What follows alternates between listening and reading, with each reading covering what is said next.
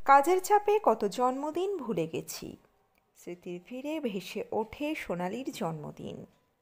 একাকিত্ব ভরা জীবনে নিজের ভুলের সঙ্গে লড়ছেন জনপ্রিয় বাঙালি অভিনেতা শঙ্কর চক্রবর্তী। কী হয়েছে বিস্তারিত থাকছে প্রতিবেদনে।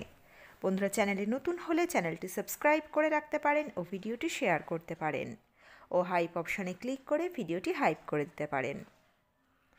কাজের চাপে জীবন কতবার যে থমকে গিয়েছে, কতবার যে ভুলে গেছি তোমার জন্মদিন। আজ ভাবলে বুকটা হাহাকার করে ওঠে।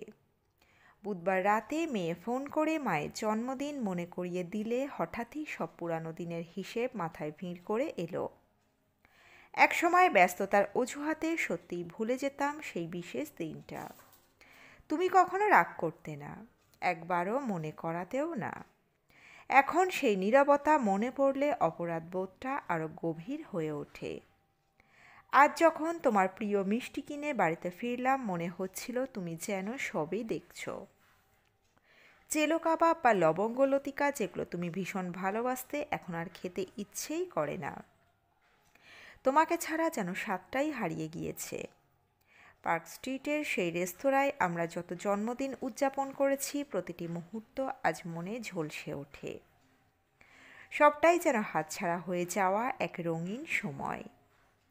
কিছুদিন আগে বন্ধুরা নিয়ে পুরী ঘুরতে গিয়েছিলাম। সমুদ্রের ধারে দাঁড়িয়েই মনে হচ্ছিল তুমি পাশে নেই, তাই সেই জায়গাটাও আমার হয়ে উঠেছে অচেনা। ভেবেছিলাম আর কখনো পুরী যাব না।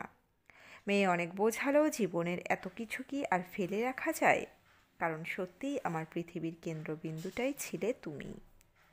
তোমার জন্মদিনে ফুল সাজাতে গিয়ে আরও বেশি মনে পড়ল তুমি কত ভালোবাসতে এই দিনটার উৎসব।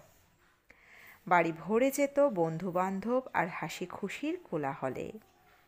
আমি সবসময় চেয়েছি তোমাকে আরও বেশি দিতে, কিন্তু সে আর্থিক সামর্থ্য তখন ছিল না। আজ সেই আফসোসটাই বেশি কুড়ে কুড়ে খায়। তোমাকে ছাড়া জীবন বড্ড কঠিন, তবু নিজেকে মানিয়ে নেওয়ার চেষ্টা করি প্রতিদিন। সোনালি, তুমি যেখানে থাকো ভালো থেকো। তোমার স্মৃতি আমার প্রতিটি দিনের আলো হয়ে রয়ে গিয়েছে।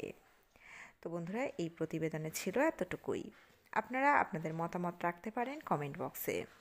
খুব দ্রুত ফিরে আসছি এরকমই নতুন একটি প্রতিবেদন নিয়ে। অজানা গল্প চ্যানেলের সঙ্গে থাকার জন্য সকল দর্শক বন্ধুকে অসংখ্য ধন্যবাদ। দেখতে থাকুন, চোখ রাখুন আমাদের অজানা গল্প চ্যানেলে।